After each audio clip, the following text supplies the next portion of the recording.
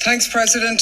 A month has elapsed since the commencement of the unrelenting mass murder of Palestinians in Gaza.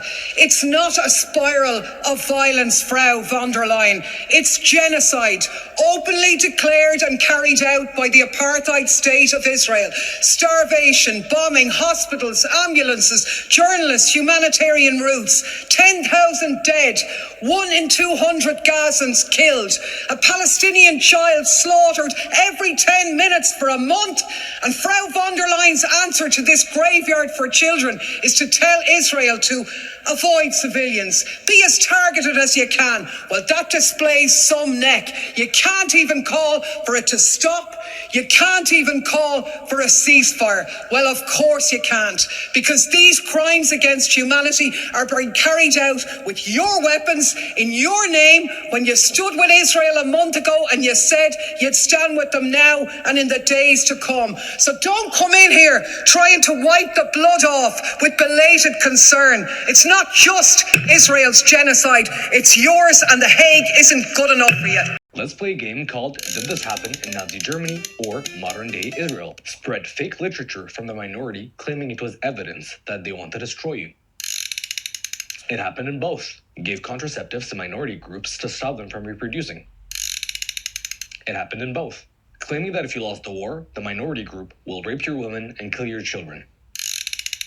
It happened in both. Claiming that the minority group was lazy, useless, and exploitative. It happened in both. Positioned itself as the victim in a heroic battle and the minority group as the aggressor surrounding them on all sides. It happened in both. Established laws that restricted the movement of people and created segregated areas. It happened in both. Had ministers say that the minority group are not human, but rather animals. It happened in both. Threatened to attack neighboring countries. It happened in both. Launched a full-scale attack destroying places of worship, hospitals, and schools in response to an attack by an extremist from the minority group. It happened in both. Meanwhile, there's people still think Oswald shot Kennedy, right? So, but now the false flags are being seen immediately. We don't have to wait for Robert McNamara to die on his deathbed to say that, the Gulf of Tonkin was a false flag. We were never fired upon. The USS Maddox was never fired upon. We used it to get into the war. This is why their false flags don't work anymore, because it's instant. Exactly. It's like an instant awakening. Yep. And so when 9/11 happened, it took years, almost 10 years for people to come around and be like, well, maybe it was an inside job. Yep. This is happening instantly. Absolutely. Meanwhile, Tommy Lahren just posted the other day something like the same Muslims that took down the buildings on 9/11 are doing this tragedy against Israel or something like that. I'm like, you still believe that the Muslims took down those buildings? Okay, what about Building 7? It's like, and we're also still pushing this narrative. See, that's look at Shapiro. Look at Shapiro. Look at these people, Greenwald, all these people that were the alternative media, that were catching people jumping out of the mainstream media building that are now being exposed because they got a hard-on for Israel. And no matter what happens, Israel good, Palestine bad, right? And that's the narrative. And it's also stopping free speech. There are people on campuses and that are, they might be waving a Hamas flag. You know what? It's called free speech. People, you wave whatever flag you want. Israel is going door to door, pulling out Palestinians for their posts on social media. And that's exactly what Nazi Germany did. Yep. They're doing they're following the playbook. Yeah. New York, I just retweeted Kathy Hochul. She couldn't even get it out of her words. It was so absurd. They're more concerned about social media posts than they are the people that are robbing and raping and looting and, in New York City, making it a hellhole. Right. And so it's a joke, dude. This is all a show. I literally retweeted Kathy Hochul, central casting. She can barely read the script because it's so absurd. You can't even take it seriously. So when 9/11 happened, it took years, almost. Yeah, so when 9/11 happened, it took years. So I've been in rooms at the top of the top, which albums are prayed over demonically. music is prayed over demonically, that goes out to the world, goes out to the radio stations, goes out to the public. And when you see that stuff and know that stuff, it's frightening. What do you mean by that, Shane? Prayed over demonically? Rituals, ceremonies to give light to the devil, to Satan. It's a satanic music industry. If you look at what the music is today, the industry is today, for all your Sam Smiths to your Dojo Cats to your Beyoncés they are so demonic, it's unbelievable. And we can't, it's in front of us. It's something that we kind of go, oh, it's just music. But it really isn't. It's absolutely taken over the world, taken over our children, and taken over everything that's coming to the times of world crisis. If the Fed can just print money for the government, willy-nilly, then why do we have to pay taxes if they can just print money at will? I know it's a stupid question, but this next video is going to make you realize just how important that question is and why you need to start asking it of all the politicians. If inflation isn't theft, then why can't people counterfeit money? If they can just print money, why do we pay taxes? Wow. If inflation is not theft and we can just print money and we don't have enough money, we can just print more money and give everyone that doesn't have enough money. Why don't we just do that instead of paying taxes?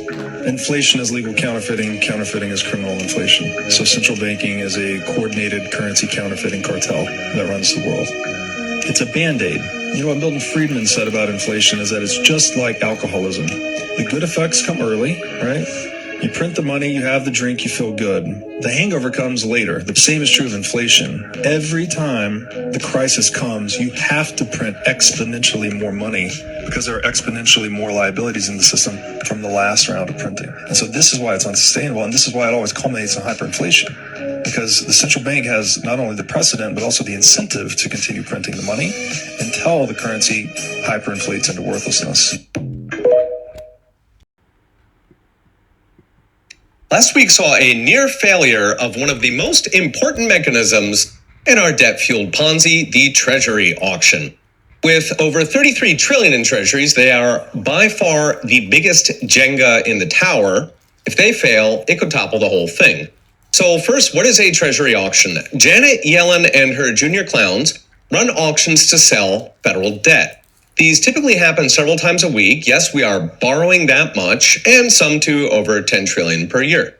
The main participants in auctions are financial institutions, and they bid what interest rate they'll accept to buy new federal debt. So with that, what happened? Last Thursday, Treasury tried to borrow $24 billion, selling a bunch of 30-year debt. That's about a third bigger than these auctions were last year. The problem is to get enough people to buy all of that debt, Treasury had to jack up the interest rate. And even then, the so-called primary dealers, the resellers, were stuck with a quarter of the issue. So the market basically didn't want a quarter of the federal debt. Why? A big reason was foreign buyers pulling out. In a single month, they've gone from 2/3 of buyers to just 60%. A year ago, they were 3/4. Meanwhile, the bid to cover plunged to 2.24, which is right on the edge. Worse, there was a huge tail on the auction, meaning the gap between the rate participants expected and what was actually sold. It's normally 2 to 3 basis points, that's 2 to 0.03%. But on this auction, it was a towering 5.3. That's the worst since 2011, which was the eve of the S&P's downgrade of federal debt. At the time, it was a first, and it is concerning to see that kind of jump out of the matrix for no reason. As James Lavish put it, the auction was, quote, breathtakingly bad, just short of catastrophic. Indeed, within hours, the auction itself spiked 30 years by 0.2%, so that's equivalent to a Fed rate hike. That is a massive move given it's coming out of the market. It's equivalent to a rise of 4.3% in the cost of capital for what is literally the global reserve asset. As James noted, 4.3 is what you expect from a meme stock, not from treasuries. So what's next? Brought to you by Unchained. What's next is this near failure is going to spook the Fed, who's already effectively selling treasuries, even as Japan, China, and Saudi Arabia are all selling into the same abyss. If this auction means private buyers are nearing their limit, then the coming tsunami of treasury sales are going to break it. That would make interest rates soar, on that $33 trillion of federal debt. The only way out would be the Fed's money printers, QE, also known as inflation. As Herbert Stein put it, anything that can't go on forever will stop. Whether it's a failed auction or something else, our unsustainable Ponzi is on borrowed time. Okay, we'll be watching. A world order is always the financial system. And what we're seeing in the world today, I think, is we are on the brink of a dramatic change where we are about to, and I'll say this boldly, we're about to abandon the traditional system of money and accounting and introduce a new one. And the new accounting is what we call blockchain. It means digital. It means having a almost perfect record of every single transaction that happens in the economy, which will give us far greater clarity over what's going on. It also raises huge dangers in terms of the balance of power between states and citizens. Most people think a world order is always